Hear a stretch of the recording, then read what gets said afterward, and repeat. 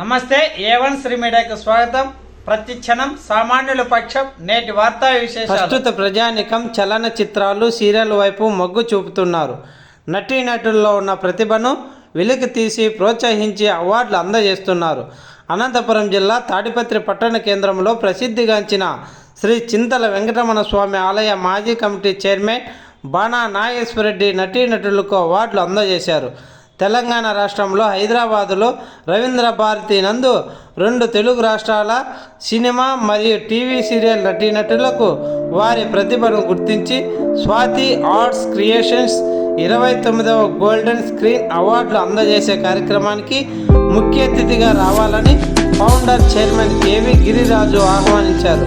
ఆయన ఆహ్వానం మేరకు సినిమా టీవీ నటీనటులకు అవార్డు ఫంక్షన్కి గౌరవ అతిథిగా హాజరై పిఎన్ రెడ్డి ఫిలిం అధినేత బాణా నాగేశ్వరరెడ్డి చిత్ర కళాకారులకు అవార్డులు అందజేశారు.